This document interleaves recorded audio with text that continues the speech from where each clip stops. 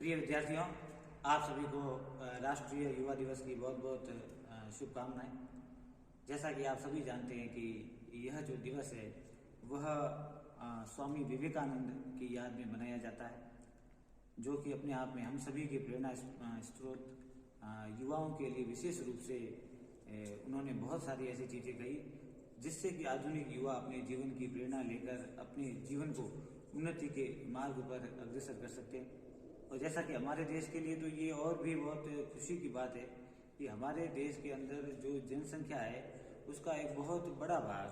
लगभग 65% भाग हमारे देश के अंदर है, वो युवा है। तो इस प्रकार से हम उनकी जो शक्ति है युवाओं की, उनका सकारात्मक प्रयोग करके और देश में खुशहाली ला सकते हैं, ऐसा ही स्वामी विवेकानंद का मत था।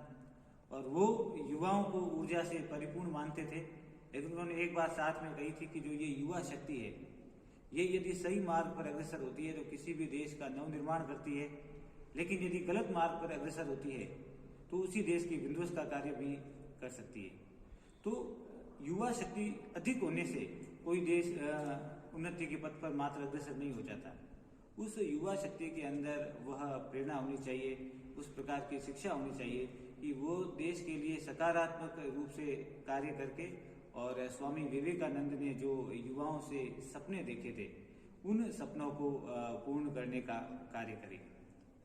तो हम स्वामी विवेकानंद के जन्म, माता पिता, इन सभी जो सामान्य बातों की चर्चा न करके, क्योंकि आप सभी लोग इनसे परिचित हैं कि बहुत ही कम आयु के अंदर मात्र 39 ईयर्स की एज ली थी उन्होंने, और इतने कम समय के अंदर उन्होंने जो कार्य किए और जितना उन्होंने साहित्य लिखा और जितना उनका विश्व पर प्रभाव था, उन सभी को देखकर हम अपने आप में आश्चर्यचकित हो जाते हैं। और हिंदू धर्म को विश्व पटल पर जो रिवाइव करने का कार्य उन्होंने किया वो भी हमें विस्मित करता है। हमारे अंदर उन्होंने एक गौरव की भावना से हमें परिपूर्ण किया, क्योंकि उस समय हमारा देश गुलाम था और हम मानसिक रूप से भी एक गुलामी की बेड़ियों में जकड़े हुए थे। तब उन्होंने हमसे कहा कि हमें अपने अतीत के गौरव को कभी नहीं भूलना चाहिए। हमें उनको भौतिक समृद्धि से कोई परहेज नहीं था। वो कहते थे कि पश्चिम की भौतिक समृद्धि देखिए, उस भौतिक समृद्धि को अपने देश में लाने का प्रयास करिए, लेकिन कभी भी एक याचक की तरह हमें नहीं बनना चाहिए कि हम सब कुछ उनसे ले रहे हैं, ऐसा नहीं समझना चाहिए हमें। वो कहते थे कि वास्तव में ऐसा है कि जो पश्चिम के देश है वो हमसे बहुत सारी चीजें सीखते हैं और सीख सकते हैं, क्योंकि उन्होंने अपने उद्बोधन में भी कहा था कि हमने विश्व के सभी धर्मों को अपने यहाँ शरण दी। हमारे यहाँ जो शांति, सहिष्णुता, जो विशेषताएं पाई जाती है वो विश्व के किसी भी देश में नहीं पाई जाती। हमारे देश के ग्रंथों का अध्ययन करके वो जितना कुछ सीख रहे हैं, उन सभी से हमें अपने आप में एक डिग्निटी की भावना को जनरेट करना चाहिए, क्योंकि जिस दिन हम मानसिक रूप से गुलाम हो जाते हैं उस समय हमें हमारी स्वयं की चीज है वो भी हमें हमारी प्रतीत नहीं हो पाती। और स्वामी विवेकानंद इन सब चीजों को देख पा रहे थे कि हमारे अतीत में हमने जो कुछ हासिल किया है, क्योंकि उनका एक मत था कि अतीत को देख कर भविष्य की तरफ बढ़ो। आपके अतीत के अंदर जो अच्छा हुआ उन अच्छाइयों से भी आप सीखे, और अतीत के अंदर जो गलतियां की गई है उन गलतियों से भी सीख कर हमें निरंतर आगे बढ़ने की भावना रखनी चाहिए। तो उन्होंने इस प्रकार के उद्बोधन दिए कि जिससे कि भारतीयों के अंदर जो हीन भावना है वो हीन भावना का इरेडिकेशन हो सके, और जो युवा वर्ग है और जो बाल वर्ग है या वो सभी एक ही दिशा में प्रगति की राह पर अग्रसर हो। और उन्होंने अप्रत्यक्ष रूप के अंदर हमारे स्वतंत्रता के अंदर भी महत्वपूर्ण भूमिका निभाई। जैसा कि मैंने जिक्र किया कि वो स्वाधीनता को जीवन के लिए बहुत आवश्यक मानते थे, और इसलिए वो कहते थे कि यदि व्यक्ति स्वाधीन नहीं होगा तो स्वतंत्र रूप से विचार नहीं कर पाएगा। और इस स्वाधीनता की उन्होंने कई पहलुओं की व्याख्या की, और वो जानते थे कि जब दो पीढ़ियों के अंदर एक आयु का गैप हो जाता है तब उनके विचार वे आपस में मिल नहीं पाते। तो उनका एक ये विचार था कि दोनों पीढ़ियों को एक दूसरे का समझने का प्रयास करना चाहिए। जो वृद्ध पीढ़ी है, जो माता पिता है, उन्हें युवाओं को आगे बढ़ने का अवसर देना चाहिए, और युवाओं को भी उनकी भावनाओं का सम्मान करते हुए जो भारतीय संस्कार है, जो संस्कृति है, उनका निरंतर पोषण करना चाहिए। तभी जो हमारा देश है वो आगे बढ़ने में सक्षम होगा। और उनकी एक बात थी कि हमें कभी भी एक कूप मंडूक के समान नहीं बनना चाहिए। इसका एक उन्होंने उदाहरण उस समय भी प्रस्तुत किया जब उन्होंने वो शिकागो विश्व धर्म सम्मेलन में भाग लेने के लिए जा रहे थे, और जब उन्होंने वहाँ से एक पत्र लिखा तो उन्होंने जो विश्व के बीच में विभिन्न देशों की यात्राएं की, वो उस समय हांगकांग भी गई, वो मलेशिया, जापान, बहुत सारे देशों की जो उन्होंने यात्राएं की, और अपने विवरण के अंदर उन्होंने उनकी जो विशेषताओं के बारे में लिखा और ये बताया कि भारतीय इतनी प्रगतिशील होते हुए भी जो उनकी एक धारणा है कि बाहर जाने से उनकी धार्मिक मान्यताएं नष्ट हो जाती है, और इस प्रकार से उन्होंने अपने आप को एक जकड़न में जो जकड़े रखा था, जिसके कारण हमारी गौरवमयी जो परंपरा है वो बाहर तक नहीं फैल पा रही थी। और बाहर की अच्छी वस्तुओं को हम तब तक नहीं सीख सकते जब तक हम वहां जाकर प्रत्यक्ष रूप से उनका अनुभव न करें। तो उन्होंने उद्वेलित करने का युवाओं के मन को, वयस्कों के मन को उद्वेलित करने का प्रयास किया कि आप बाहर जाइए, उनको देखिए, और आप उनसे जो सीख सकते हैं वो उनसे सीखिए, और आप जो उनको सिखा सकते हैं वो उनको सिखाइए।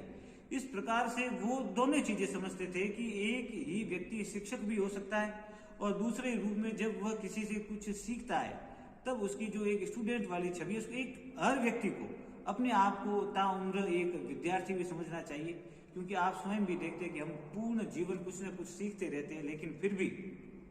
सीखने का कोई अंत नहीं है। आप प्रकृति से सीख सकते हैं, आप छोटे से छोटे उपादानों से सीख सकते हैं, आप धनी वर्ग से सीख सकते हैं, आप निम्न वर्ग से सीख सकते हैं, आप किसी से भी सीख सकते हैं। तो उस समय जब आप सीखते हैं तो उस सीखने के रूप में वे सभी आपके कहीं ना कहीं गुरु होते हैं। और इस प्रकार उन्होंने बताया कि जो राष्ट्र का निर्माण है वो युवाओं पर निर्भर करता है, और युवाओं को सदैव एकाग्र मन से कार्य करना चाहिए। इसका एक उदाहरण हम देखते हैं कि एक बार उन्होंने देखा कि कुछ युवा है वो पानी के अंदर जो छिलके है उसके ऊपर निशाना लगा रहे हैं, लेकिन किसी का भी निशाना नहीं लग रहा है। तो स्वामी विवेकानंद ने बंदूक को अपने पास लिया और उन्होंने सारे निशाने हैं वो बिल्कुल सही लगाए। तो सारे युवा बहुत आश्चर्यचकित हो गए कि बिना किसी अभ्यास के आप इतनी आसानी से कैसे निशाना लगा लेते। तब उन्होंने बताया कि किसी भी कार्य को करने के लिए आपको एकाग्र होना पड़ता है, और आपका जो लक्ष्य है वो निश्चित होना चाहिए। और लक्ष्य के लिए उन्होंने कहा भी उठो, जागो और तब तक चलते रहो जब तक आपको किसी लक्ष्य की प्राप्ति नहीं हो जाए। उन्होंने कहा कि किसी एक विचार को take an idea and think about it and go towards that idea. तो आप किसी एक विचार को लो, उसके बारे में सोचो, आपकी मांसपेशियां उसके बारे में सोचे, आपका शरीर उसके बारे में सोचे, आपका दिमाग उसके बारे में सोचे, और आप उस विचार को हर तरीके से जीने का प्रयास करो। उस विचार को आप अपने जीवन का लक्ष्य बना लो, तो उसके अनुरूप ही आपका जो शरीर है वो भी उसी के अनुरूप रिएक्ट करेगा।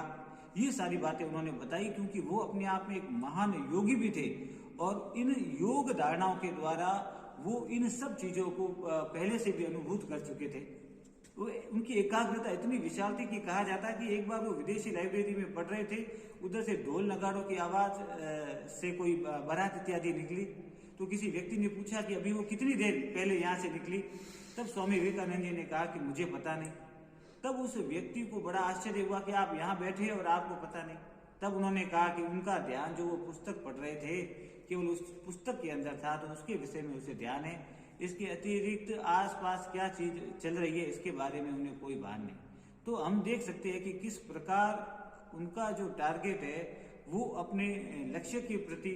रहता था, और उस लक्ष्य को जब तक उस लक्ष्य को हासिल नहीं कर लेते थे वे उस चीज को भूलते नहीं थे, और जिस समय जहाँ पर ध्यान लगाना चाहिए उनका ध्यान उस समय उसी पर रहता था। और जैसा कि मैंने पहले कहा कि वो सबसे कुछ न कुछ सीखने का प्रयास करते थे। और उन्होंने कहा कि डर को भी अपने अंदर से भगाने के लिए उन्होंने एक जैसे बहुत ही सुंदर उदाहरण दिया कि एक बार वो माँ दुर्गा के मंदिर में दर्शन के लिए जा रहे थे, और वहां पर कुछ बंदर है वो उनके पीछे पड़ गए, और वो भाग रहे हैं और बंदर उनके पीछे भाग रहे हैं। तब एक संत ने उनको रोका कि आप रुकिए, आप यहाँ से भागेंगे तो ये बंदर आपके पीछे भागेंगे। जैसे हम देखते भी है कि ये स्वाभाविक रूप से हर व्यक्ति का अपने अंदर डेवलप करना हालांकि बहुत कठिन कार्य है, लेकिन इसके लिए प्रयास किए जा सकते हैं कि आप जितना भागोगे तो उस समय कोई कुत्ता आपके पीछे पड़ रहा है तो वो और भी आपके पीछे भागेगा। तब उन्होंने कहा संत ने कि आप स्वयं इन बंदरों की तरफ चाहिए तो आप देखिए कि बंदर आपसे भागने लग जाएंगे। और तब उन्होंने उन बंदरों से ये सीखा उस समय कि